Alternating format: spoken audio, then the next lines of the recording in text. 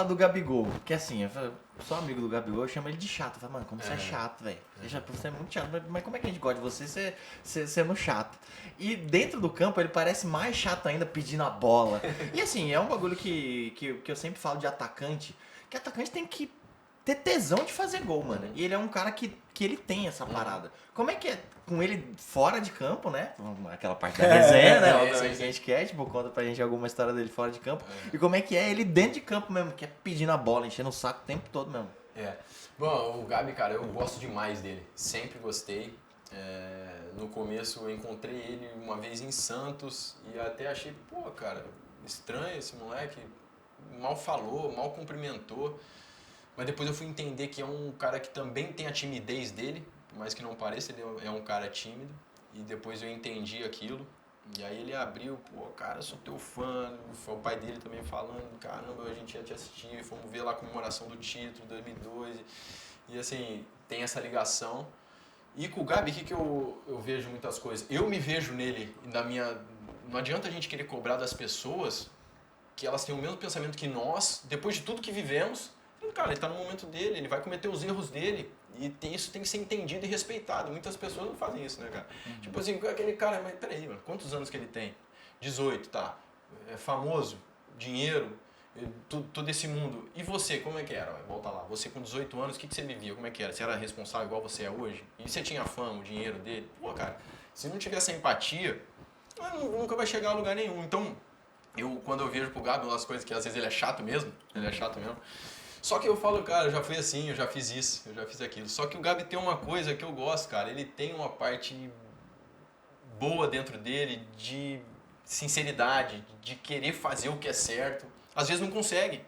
Como todos nós, a gente quer fazer o que é certo e não consegue. Eu vejo que ele tá sempre nessa procura, nessa busca. Então, um cara que eu sempre fui muito sincero, muito leal com ele. As conversas que nós tivemos sempre foi tudo que eu tinha pra falar pra ele. Eu falei, cara, aqui, ó, isso não é legal. Eu já fui no quarto dele, por exemplo, tava lá, aí, abre a porta aí, cara, tá acontecendo isso aqui, ficava quase 2 horas conversando. E aí, o que tá sentindo, por quê, pá. Porque ele é um cara que é espontâneo, vai falando o que ele acha também, essa parte emocional dele é aflorada, mas que às vezes é mal interpretado pelas pessoas. E comigo não, por ter já vivido muitas coisas, por ter já tido uma rebeldia meio que sem causa, incontrolável em alguns momentos, eu consigo ver essa parada e me dou super bem, me divirto com ele pra caramba. Um cara que eu admiro demais, é um amigo assim. E engraçado, né, cara? Porque tem hora que é essa parte chata dele, às vezes ele chega atrasado. Aí eu falo pra ele, cara, eu nunca vi você ou o Costinho, um cara que jogou lá em Portugal, a tua passada quando tá atrasado é maravilhosa. Parece que tá num desfile, que ele chega atrasado, às vezes é o último, não é sempre, mas às vezes ele senta aqui, tá todo mundo esperando, ele chega aqui na passada. Atrasado. Parça, tá trabalhando. Alguém tem que trabalhar, não sei o que. Esse discurso dele, trabalhando, cara, tem que estar aqui. Mas assim, ele mete aquela marra dele que é engraçado e um cara que a gente dá risada pra caramba e que, pô, é fundamental pra nós. Pô, e vou até perguntar de algo mais recente, assim, que teve curiosidade, eu não tive a oportunidade de conversar com ele sobre isso. Porque, pô, o Gabi era, mano, o centroavantão lá, metedor de gol, pá, dono do time, digamos assim e tal. Pô, com toda essa cancha que ele tem de atacante mesmo. E aí teve a lesão do Bruno Henrique. E, mano, ele abriu pra jogar mais aberto, pelo menos na minha visão, né? Você pode falar, tá tudo errado, você tá enxergando o Flamengo totalmente errado. Fala aí, mas tipo, aí ele abriu, saiu da função de centroavante e entrou o Pedro, que agora é o cara que tá sendo responsável por fazer os gols. Como é que foi? Tipo, foi uma parada que ele enxergou, foi uma parada que o Dorival trocou ideia com ele, foi uma parada que o grupo em si pegou e falou, cara, a gente precisa que você vá pra lá. Como é que foi essa mudança? Eu acredito que o sistema e a característica dos jogadores obrigou ele a fazer isso, né? Jogava lá no auge dele lá em 2019, que era 2 linhas de 4, e ele e o Bruno Henrique na maioria das vezes juntos. A característica do jogador, 2 atacantes realmente mais enfiados. Hoje em dia, tem um jogador com uma característica diferente da do Bruno, que é o Pedro. Pedro é mais uma referência, não é um velocista, né?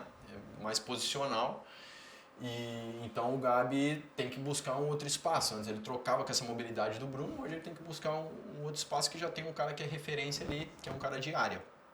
Então isso fez com que ele caísse um pouco mais ali, e ele gosta dessa jogada, né? Da direita para trazer para dentro, ele tem um bom passe, ele tem boa visão também, e fica um pouco menos na área. Então eu acredito que o que direcionou foi justamente o sistema, que é diferente do que nós jogávamos, e a característica do jogador. E aí ele teve que se adaptar a isso e tá fazendo de forma excelente. E o sistema do Dorival mesmo, ele chegou, foi mudando ali. Foi mudando, sim. Mudou dentro a característica do jogador, né? Foi vendo com o passar do tempo, assim, até encontrar um que funcionava mais, e é o que ele tem feito agora, e a equipe se adaptou super bem. Não, ia comentar só que ele realmente também acabava fazendo um jogo parecido, assim, de posição no Santos, quando ele fazia Tinha o Ricardo Oliveira, exatamente. Então ele ficava também um pouco mais distante da área, mas era tão decisivo quanto. Né?